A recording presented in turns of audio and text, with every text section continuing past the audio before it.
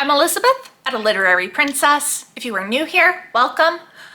I have a PhD in English literature with a focus on Victorian women novelists, and as you might expect, I love to read. Today I have my birthday book haul for you. So I have 12 books here. 5 of them were from my parents and 7 of them were from my husband, which is shocking. He agreed to buy me books. But here we are. So let's jump in. So we'll start with the ones from my parents, and the first of these is the final book in a trilogy that I have very much been enjoying. This is Holy Terrors by Margaret Owen. Like I said, this is the third and final book in the Little Thieves trilogy. The first book is a retelling of The Goose Girl, and then we have a whole lot of other stuff happening. I am very excited for this. It is so big. I think I need to give the first 2 a reread, and then I know there are some short stories that take place in between the second book and this book. So I think I'm gonna do a reread of all that before I jump into this. But I am so excited for it. It is super heavy too. Well, not super heavy. It's not like Red Comet heavy, but it's pretty heavy. I'm gonna put it down now. We then have some nonfiction. This is What Jane Austen's Characters Read and Why by Susan Allen Ford. I am so excited for this. I heard about it from a few different people on BookTube.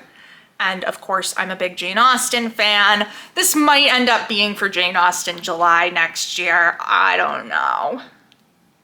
I have so many Jane Austen books that I want to read now that I have on my shelves. But yeah, where's the table of contents? Yeah, so we've got chapters on Northanger Abbey and Sense and Sensibility, Pride and Prejudice, 2 chapters on Mansfield Park, and then 1 on Emma and 1 on Persuasion. And then a conclusion that deals with Sanditon. Oh, that's interesting. So yeah, this is gonna be really good. I know, I'm so, like, because I do notice all of the book references in Jane Austen, of course, and through my 18th century novel project, I'm becoming familiar with a lot of them. The Vicar of Wakefield is mentioned in Emma, and that's the one that I've noticed most recently, but Belinda is mentioned in Northanger Abbey, as is, I believe, Cecilia and Camilla. I know there are a ton of others, and I really want to see the reasoning that Susan Allen Ford thinks there is behind Jane Austen's choice for that. So yeah, I'm thinking Jane Austen July next year. We then have another fantasy book. This is A Theory of Dreaming by Ava Reid. This is the sequel to A Study in Drowning, which I really loved and which my mother also really loved. So when she saw this on my list, she was like, I'm getting this so I can borrow it, which is completely fair. Completely fair. So A Study in Drowning is this kind of dark academia, mixed with like fairy tale. So I'm really excited to continue with this. And I see that we're gonna be getting more of the romance between the 2 main characters, Effie and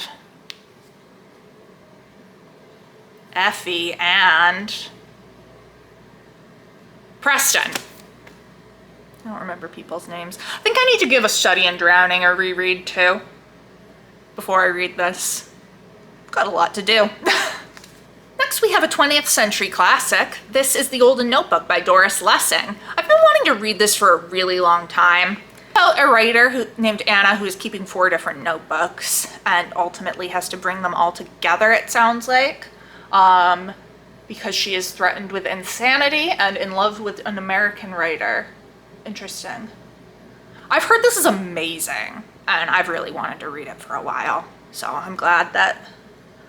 Oh, and it won the Nobel Prize for Literature, so I think it should be really good. And then the final book from my parents is The Goodbye Cat by Hiro Arikawa, translated by Philip Gabriel. This is kind of a follow-up to the Traveling Cat Chronicles. It sounds like it's short stories about several different cats.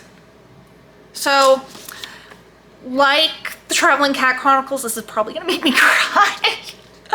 However, I loved the Traveling Cat Chronicles so much. I am like I'm like trying to keep my expectations in check. I'm like, don't go in expecting it to be as good as the Traveling Cat Chronicles. And that way, hopefully, there will be no disappointment. But I love reading about cats. I am obviously a cat person. My two make appearances occasionally. But yeah, I'm excited to read this. I feel like I just said that for all of them. And next are the ones from my husband. These are all classics from the 19th century, basically. All Victorian except for one. So first up, we have the autobiography of Margaret Oliphant by Margaret Oliphant, edited by Elizabeth J. So I wrote in my dissertation on this, I want to eventually get all of the books that I focused on in my dissertation. I have A Struggle for Fame by Charlotte Riddle already. I now have this, so I am missing The Doctor's Wife by Mary Elizabeth Braddon and Salem Chapel by Margaret Oliphant. But those two didn't have any good prices on Goodreads for the editions I wanted. So alas. Or not on Goodreads, on Thrift Books, which is where my husband just gave me his card and was like, pick them out. So, you know, I was very strategic looking at prices and whatnot. And yes, they didn't have any of the edition of Salem Chapel I want.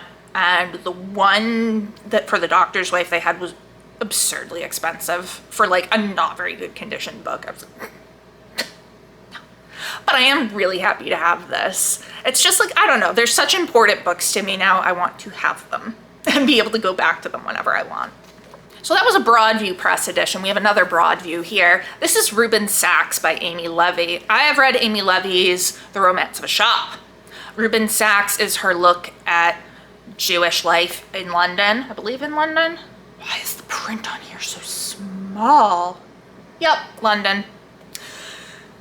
And kind of written in response to George Eliot's Daniel Deronda, apparently. So I am very interested to read this. I have wanted to read more by Levy for a while, and the price was right, as you might say, and they had the Broadview edition, which is what I wanted. So we've got two Penguin classics, and the first is The Portrait of a Lady by Henry James. I feel like I have so many Henry James books, and I have not read very many of them. But this is like, you know, the most famous one. And this was also one for my little project of reading a book from every Victorian year. This is 1880. Why don't we say it on the back? Penguin.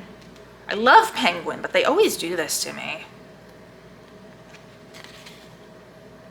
Well, he was writing it in 1880, so I'm going to assume he published it in 1881. Anyway, I've really wanted to read this for a while. I've heard that it's a really good one of him. I've also heard that his longer stuff is better than his shorter works, and I've only read his shorter works, so I'm interested to read a longer one from him. We then have Cranford by Elizabeth Gaskell. Another one that I've been wanting for a while, but just haven't found the right copy. So this is looking at a small English town, mostly made up of women. So a lot about, I think, gossip, a lot about friendship between women, rural life. So I've heard this is so good, and I am really excited to read it. Now for some Oxfords. We have the one that is not Victorian literature. This is the Selected Letters of Jane Austen. So obviously we just came off of Jane Austen July, and I was reading Lucy Worsley's biography of her, Jane Austen at Home, which obviously references the letters a lot, and I really want to read the letters for next Jane Austen July. We then have Man and Wife by Wilkie Collins. I've been loving Wilkie Collins. I've read 3 of his books now, adored all of them, so I'm excited to keep going with him.